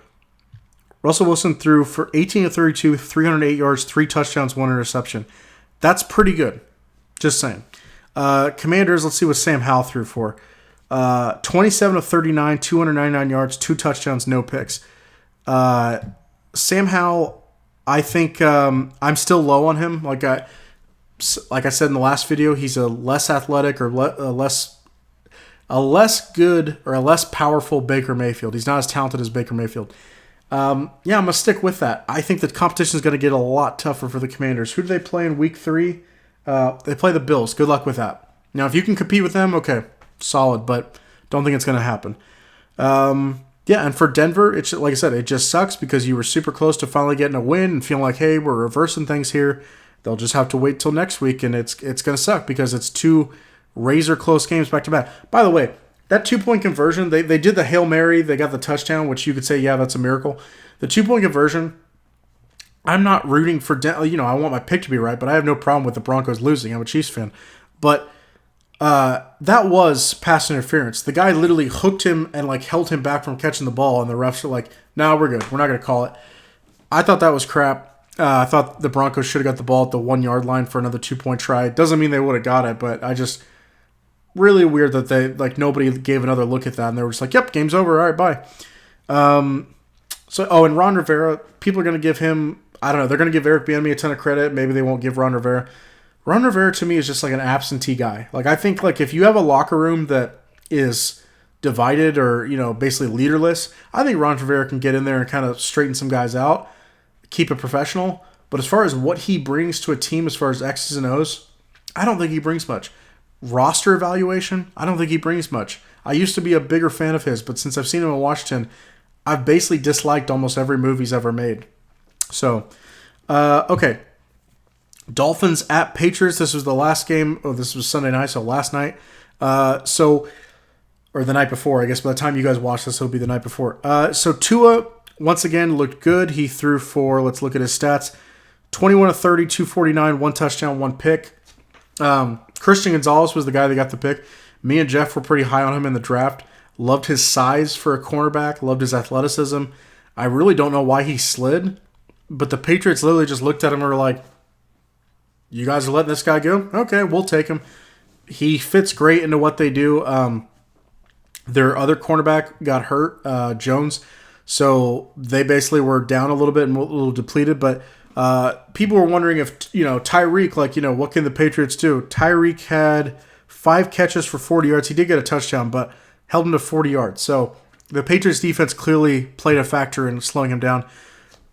In the end, the Patriots tried to make a comeback, but they fell a little bit short at the end. Some plays go here and there. That end of the game where Strange got the lateral and then he basically tried to carry it into a first down. I thought he got it, but obviously they reviewed it, which to me they overturned it and said it was indisputable that he didn't get it. I didn't think it was indisputable, but regardless, didn't work out for them. Dolphins are 2-0, Patriots are 0-2. If you're the Patriots, you're competitive. You've been competitive in both games. I think it might be a mixture of you've played some really tough teams. The Eagles and the Dolphins are no joke. They're 2 of the top 5 teams in the league, at least right now. But, you need to get a little bit better production on offense, and you need to stiffen up a little bit on defense and get some guys back, hopefully. But I think this is kind of what I thought the Patriots would be, which is a tough out for any team, but not getting a lot of wins. And for the Dolphins, they're proving me wrong because I didn't think they were going to get many wins this year. I didn't know if Tua was going to stay healthy. Tua, last year, it was his coming out party of hey, I'm super talented and I can make a lot of these throws and make these guys look good. This year, this win proved a lot for the fact of it wasn't just, long touchdown passes, deep bombs, or sprints all the way across the field, slants that go for a zillion yards. It wasn't that. It was controlled speed, which was impressive. His accuracy is no joke. So I root for Tua. I hope he can last long enough, make it to the playoffs, all that kind of stuff, finally get some playoff action. But until then, it's tough sledding. The Dolphins play the Broncos next week, which people might be laughing off. The Broncos are putting up points. It's not that. The Broncos defense has been having issues, so we'll see what happens with that game. But I think that game could be interesting. But anyway, so that's it. Jeez, that was an hour and 21 minutes. I almost forgot. So, I wanted to do my mock draft, or at least give you the picks of what I think is going to happen right now. So this is using Mel Kiper's big board, which, if you Joel Klatt's probably my favorite college football analyst, but he doesn't do big boards as often, so I can't use his. Kiper does an update every now and again, so I usually go off Kiper's big board, and then I think I use Pro Football Focus. They have a mock draft simulator. That's what I use. I'm not doing a share screen thing today, so I'm not going to show you guys on a screen, but I'll just go through it. So this is using, so basically the standings is whatever the team's record is this year, and then I base it off of, okay, so if a team's 0-2 and their record, who's worse going against another 0-2 team, I look at what was your record the year before, and the team that was worse the year before, that's who I'll put at the one spot, and so on and so forth. And that's basically, chances are a team that's bad, it doesn't always happen, but a team that's bad, that's truly worse, they'll be crappier for a longer period of time. The Patriots 0-2, they don't have a long history of being a super crappy team. But anyway, so the first pick would go to the Bears. Bears are 0-2. I said, legitimately, I do think right now they're playing the worst team because they're not being effective on offense almost altogether. What do I think they should do? Caleb Williams. Justin Fields, this is year 3. If he's not making solid improvements and you have Caleb Williams sitting right there, draft him. Take it. And think about that. So, and they have another pick. We'll get to that here in a second. But Caleb Williams, DJ Moore, Chase Claypool, and you got Darnell Wright that you drafted at your tackle position. You're starting to make headway. We're right there. It's we might have a dangerous offense right there just from that. But hold on. It will get better, but we'll keep going. So with the number 2 pick, the Houston Texans, which the Arizona has their pick. So it would be the Arizona Cardinals. Marvin Harrison Jr. I was looking at Todd McShay from a couple months ago. He was doing his early big board, and he literally did. He's Caleb Williams will go number 1 because he's a quarterback and he's amazing. But he's who is the best college football player? He was it's Marvin Harrison Jr. And So think about that. The Cardinals, they take Marvin Harrison Jr. You weren't able to get Caleb Williams, but you get Marvin Harrison Jr. I think this changes things. There's some other quarterbacks in the draft, but like, are they better than Kyler? Kyler coming back off the injury, are they better than Kyler? If you take Marvin Harrison Jr., which the Arizona drastically needs an amazing weapon, which he's more than amazing. This is a guy that, if people were like betting on like rookies and going, I think that guy is going to be a Hall of Famer, Marvin Harrison Jr., that would be like the number one selection as far as this year's draft. I did want to say this about Caleb Williams. People have been making the Mahomes comparison. Normally, I would crap on that. I'm not even saying his numbers production. His numbers productions are great, obviously. Like that, that's Mahomes-esque as far as what he's doing in college. But if you watch him play, he does play a lot like Mahomes. Similar body type. I think Mahomes might be a little bigger and more stout. Maybe I'm wrong on that, but he looks a little bigger. I think Caleb Williams, is only 6'1". I think Mahomes is slightly taller. I'd have to look. I think Mahomes is probably 6'2". But anyway, no, but they play a lot alike. Caleb Williams, he might have modeled a lot of things after Mahomes. I'm not sure. Makes sense to model it after the best guy going right now. But he does a lot of like, he'll snap the ball, take it, be looking, do some pump fakes, like roll out, and just being able to manipulate a defense and like fake a throw here, go here, being able to throw not on platform, like he can just kind of throw off his back foot, all that stuff. It might not be as good as Mahomes, but it looks pretty damn good. And if you're the Bears, you have to take that. You have to take that opportunity and tell Justin Fields. So the interesting thing coming up, and I'll get to that. So that was the Cardinals with the number 2 pick. Then the Cardinals are at 3 with their own pick. Question: do you take a quarterback like a Drake May or a Shedeur Sanders or something like that, or do you roll it back with Kyler? Because here's the thing: if you draft another quarterback, they're still going to run into a lot of the problems of what the Cardinals are dealing with now. Even if you draft Marvin Harrison Jr., which is an awesome weapon, you have Paris Johnson on one side, but who's your other lineman? Their line is not good. So the tackle from Penn State, Fashanu, I think is his name. This is another like can't miss prospect where people saying that if he would have come out in this last draft, he would have been the number 1 overall pick. So you take that guy. You got Fashanu on one side, Paris Johnson on the other. You got your tackles for the future. You got your wide receiver that's going to be a stud. That's going to be your next Larry Fitzgerald, maybe even better than that. And then you bring Kyler back. That's what I would do. And I'm not now. If they slid into the number 1 pick, sure, take Caleb Williams. But if you can get 2 guys that are desperate, like that you need on that team, that are like possibly going to be future Hall of Famers, and you still have Kyler on your roster, do that and bring Kyler back. And I'm not the biggest Kyler fan, but he has a chance. If you put more around him, they could be special again. So it might be a chance to do a quick rebuild. So Arizona really smart last year for trading that pick to get a chance at what they got in front of them. So that's good. With number 4, it would be Denver. Now Denver, they're done with Seattle as far as first round picks. I don't know if they have to give him any more second rounders, but I think that trade's finalized where the picks have been swapped. So they have their first round pick this year. Drake May's sitting right there. Quarterback from North Carolina, big dude. I think he's 6'4", 230 or 240 pounds. Big dude. Look at some of his highlights. He's played some like amazing football. It's not always great because it's North Carolina and they get lost in the shuffle sometimes, but he looks like it. He's not like Caleb Williams where he can just like zip, zip, zip, zip everywhere, but he looks more of like a Justin Herbert to me. Maybe not as good as Justin Herbert, maybe better. I don't know, but that would be my comparison just as far as his build and how he plays. I think someone might correct me, but if you're the Broncos, you can't pass that up. Look, as much as I want Russell Wilson to work out, where I don't want his career to be over, if you don't have it anymore and you're Denver and you finish with a bottom 5 record again and Drake May's sitting right there, take him. He gets the slight edge over Shedeur just because Shedeur hasn't played at the college football D1 level as long, but that might change. We'll see. So number 5, this is interesting. So this is Carolina, but Carolina, traded their first round pick to move up for Bryce Young. So this is Chicago.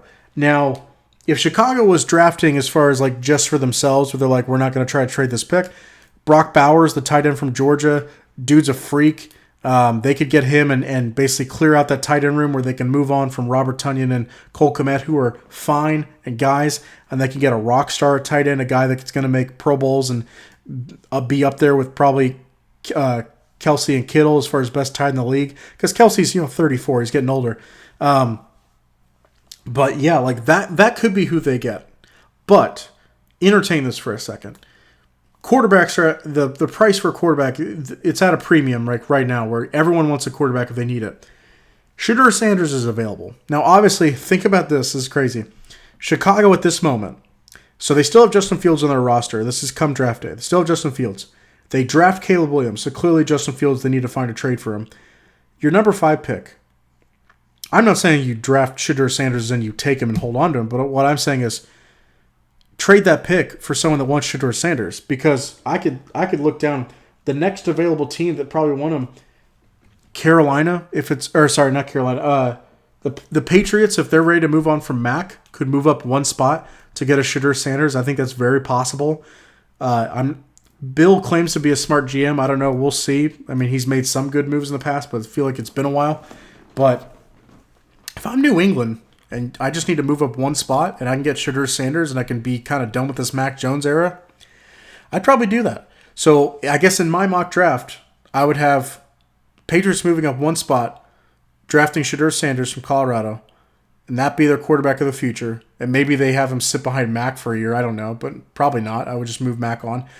The Bears move on from Justin Fields, and then since they're in the number 6 slot now, then they take Brock Bowers. They get a little more value out of that pick. Take Brock Bowers. So now the Bears would have Caleb Williams, Brock Bowers at tight end, DJ Moore, Chase Claypool as your wide receivers, and then also still be able to get picks, hopefully, from trading Justin Fields to somebody else. In one season, you could turn around where I think they could go from like possibly worst to first. I mean, that would be amazing, but that's all in the cards for them. All because the Bears were able to trade out that number 1 spot last year out of a quarterback draft that they knew was not amazing, and they knew that this was the quarterback draft to be a part of. Whether they did it on purpose or not, I think the Bears, Ryan Poles, I think, is playing the long game, and I think Justin Fields doesn't have long to be on the roster. I mean, there's a chance, like I said, they could have all 3 of those guys be on the roster at the same time. In a weird, wacky world, Justin Fields, Caleb Williams, Shedeur Sanders, one of them gets to be a starter. It'd be Caleb Williams. And then they would trade the other 2 and get great draft compensation for it. Think about that. If you had Shedeur Sanders, you could kind of just, if you're at number 5 and you've already picked Caleb Williams, you could just hold Shedeur Sanders' pick and be like, who needs a great quarterback? Because there's a lot of these teams picking at the very back of the draft that'd be like, when are we going to have an opportunity to draft a top 5 quarterback? Because we're never going to be that crappy. When can we do it? I mean, look at these back teams. And I'm not going to get to all these, but Eagles, Niners, I mean, they're probably going to stick with what they got. Cowboys, I don't know. That's interesting. If maybe they wanted to move on from Dak, but probably not. Ravens, interesting, but they're going to keep Lamar. Dolphins, they're happy with Tua right now. Commanders, I don't know what kind of compensation they got, what kind of draft packages they could pull off, but Commanders going all in for Shedeur Sanders, I could see that. So anyway, we'll keep moving on because I want to round out the top 10. So, like I said, Brock Bowers then goes to Chicago. The Patriots get Shedeur Sanders. They move on from Mac Jones because they're kind of limited with what they can do. The number 7 pick, the Chargers, Jared Verse, the defensive end from Florida State. If you look at this guy, he's a physical freak. And I don't mean like Tyree Wilson physical freak. I just mean like a dude that you're like, how is that dude in college? Like he's got his man body and everything. He looks like he's been his body looks like he's been in the league for like 3 years, like an NFL player for like 3 years. He's ridiculously built. But he's also really productive. For the Chargers, look, you could, I guess, draft more help for that offense, but you got 3 solid wide receivers. Quentin Johnson should at least be up and coming, but you got 3 good wide receivers. You got a good offensive line. Austin Eckler's a good running back. You got your quarterback. Your tight end, they have some tall 6'8" guy. I don't know. He's ridiculously big. I forgot what his name is, but he looks like he's promising. So really, you don't need a whole lot of help on offense. That defense is what needs help. I don't think Khalil Mack's working. I think they're going to try to move off from this year. You still got Joey Bosa, who's hit and miss. Sometimes he's productive, sometimes he's hurt. But yeah, I would, if I'm them, I would go with Jared Verse. You get your other defensive end of the future, and in all honesty, he probably just within a couple games of next season would clearly be their best defensive end, because I think Joey Bosa can be. Joey Bosa is not his brother. He's good, but he's not Nick Bosa. So yeah, but that would be dangerous for them. And then if they wanted to keep Khalil Mack, I guess they could do a rotation, but he probably wouldn't sign up for that. So they'd probably let him go, and some other team that is not as good would be like, yeah, we'll give Khalil Mack a shot and hope he's the old Chicago Khalil Mack. Okay, so then we get the Vikings at 8. Joe Alt, the tackle from Notre Dame. So He's the son of the former lineman for the Chiefs. I forgot. This is going to be terrible. He was before my time. I think he was 84 to 96. My dad would be like, "You're an idiot." But, I was, 4 years old when the dude retired. But anyway, you guys will probably know what I'm talking about. But anyway, he's he's a mammoth of a dude. He's like 6'8", huge dude. Tackle. It's exactly what the Vikings need. I mean, yes, the Vikings need help on defense. I admit to all that. But if they can pick in the top 10, and the top tackle, Fashanu from Penn State, he'll be gone by that point. But this would be a chance. Some people will be like, move up, draft a quarterback.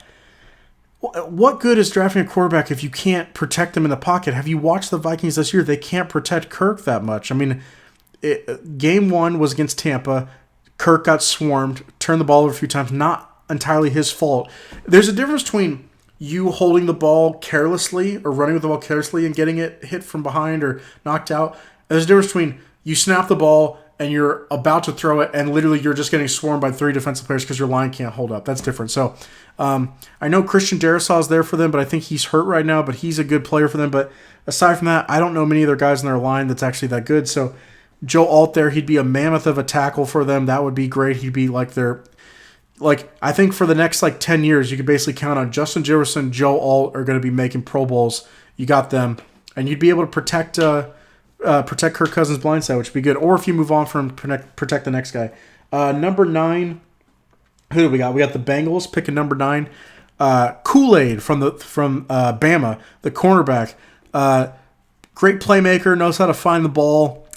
Basically, I mean, he's not a big corner. He's not one of these big body corners. He's more of a little bit of a smaller guy. But look, if I'm the Bengals, you lost a lot of guys in the secondary last year. The Falcons took some of your players, so I think they kind of need a replenishment. Your offense, if there was a lineman right here that could be taken, I kind of get that. But at the same time, they do need help on that defense.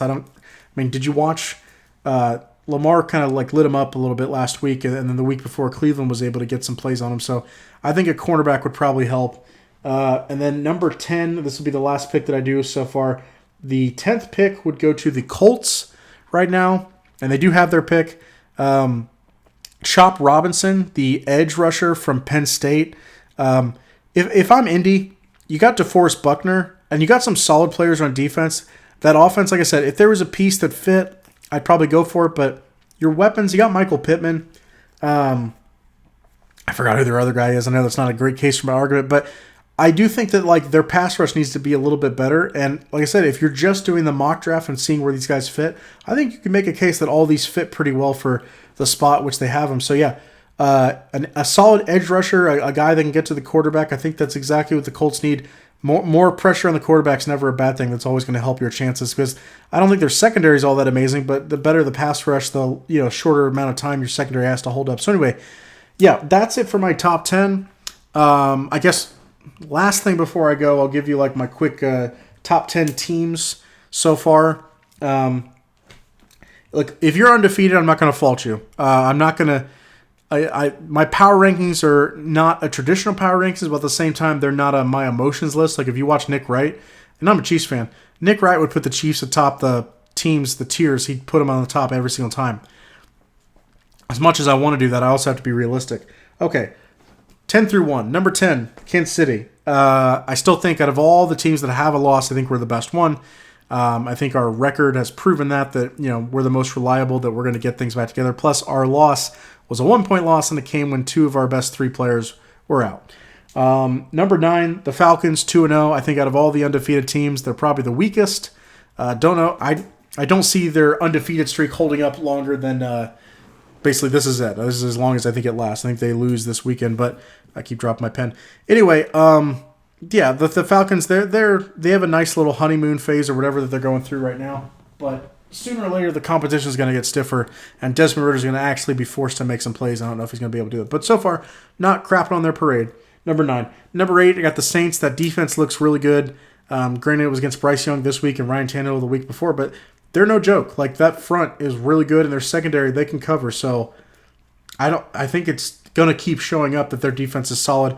Offensively, I do see them getting a little bit better, where they'll move to like being a middle of the pack offense because right now they're not scoring a ton of points, but they'll pick it up, they'll get it better. I just think I saw in the comment section some Saints fans were like, "Is this it? Is this what Derek Carr is?" And a lot of people are like, "It is." He's a little bit better than this. Like he'll get you more production than this, but the inconsistencies, the incompletions, the overthrowing, the interceptions that make you scratch your head, these are things that are going to happen when you have Derek Carr as your quarterback. It's why. Where am I at? Yeah, that's why I have the next team. I have the Bucs ahead of them. The Buccaneers, I think, like you could make an argument the Saints defense is slightly better than the Bucs, but I think the Bucs offense is better. I think Mike Evans is better than. Look, I like Chris Olave and why can't I think of the guy's name? Ooh, Michael Thomas. I like Mike Evans better than either of those guys just by themselves. Chris Godwin, like I'd take the Bucs wide receiver pair because Michael Thomas. He caught some balls this game. Like he caught a crucial one where like he caught it and like people thought it was incomplete, but he landed on his butt barely in bounds. That was impressive. But aside from that, Michael Thomas doesn't look like the same guy that was like making Pro Bowls. So I think it's really Chris Olave, Michael Thomas as your number 2. But people they're like, shh, no, he's still number 1. He's not really. But yeah, I think the Bucs have better weapons. And right, I've been saying this. I take Baker over Derek Carr. I think Baker's Baker's more of a, what do you call a baller? Like a guy that's like he does the runs where he's like, I'm going to try to run through this person. And not like in a Josh Allen stupid way, but he's like, we need this first down. I'm going to try and get this first down even if I have to sacrifice my body for it. And I think Baker's clicking with his new team. Coaching-wise, I take Todd Bowles over Dennis Allen. I don't like... Dennis Allen's a good defensive coordinator, and so is Todd Bowles, but I think Todd Bowles is more calm. It doesn't make some of the more dumb personnel decisions that Dennis Allen sometimes makes. Dennis Allen sometimes loves Taysom Hill a little bit too much sometimes. But anyway, I got the Bucs at 7. 6, I got the Commanders. I thought the Commanders were going to be crappy this year, and I've been really impressed with what they put out so far. That defensive line finally, even though the Broncos put up points, that defensive front finally showed up and looked like what they looked like a couple of years ago with Sweat and Chase Young. And I know they have more playmakers than that on the front, but Chase Young coming back, he did make an impact. And I know the Commanders didn't pick up his 5th-year option, and people are like, what does this mean? It means that he's been hurt too much the last couple of years, and they're like, hey, we can't sign you to a 5th-year option if you're not even showing up to play because you've been hurt. He was impactful, so that was good for him. And the Commanders' offense is clicking a lot better than I thought it would. You do have weapons. You got McLaurin, Dotson, and Samuel. So Logan Thomas, who always gets hurt, but yeah, they and Robinson, their running back, he looks good too. So we'll see. I don't know how far the Commanders can take this, but I have been really impressed with them. And Sam Howell, I mean, like I said, I don't think he lasts, but as far as right now, he is playing really well. Number 5, this is clearly a drastic, like you had those bottom teams, which, I had the Chiefs in there, but the Chiefs, I have to even be honest, like we've looked sluggish and haven't looked at our best. I'll move them up if we keep winning, but 5, I got the Dolphins. The reason they're not higher is because this last game was really close and like possibility they could have lost, and then the week before against the Chargers, they definitely could have lost. So they're not being dominant, but they are being flashy with their offense. Their offense is present, and their defense, they have playmakers, but eventually I think that might nip them in the butt, but we'll see. But yeah, the Dolphins look good. I just don't, it's all relying on if Tua stays healthy. Number 4, I got the Ravens. They look good, but I can't put them ahead of these top 3 teams. Lamar looks good. Ravens defense looks good, but maybe not great. And then 3, I got the Cowboys. It's not that I don't love their defense. I love their defense, but Dak and CeeDee Lamb, that's one thing. But you lost Dalton Schultz. Jake Ferguson, I know he caught a touchdown this game, but like I haven't been impressed with that guy. He just looks slow and doesn't look like a great athlete to me. And I don't think their offense is going to be better this year. Yeah, you have Tony Pollard as your lead back. That's good, but he's coming off a serious knee injury. You have Brandon Cooks, who I think at this point in his career, I think if he's your number 3 receiver, that's good, but he's taken a lot of concussions, and he's older, and I don't think that's going to last, but that's just me. You got Michael Gallup. He's okay. Number 2, I got the Niners. They look good, but they were tested in week 2, and like I said, in these weird alternate realities, there's a chance they could have lost. And basically, the tiebreaker I give here is the 49ers. I think what we've seen the last 2 weeks, I'm like, yeah, this seems like this is what you are. Maybe they can play a little bit better, but overall, I'm like, they're firing on all cylinders. I have the Eagles at number one, and that's because they are not playing as good as they could be offensively and defensively, and they're still 2-0. And not against like scrub teams. They beat the Patriots and they beat the Vikings.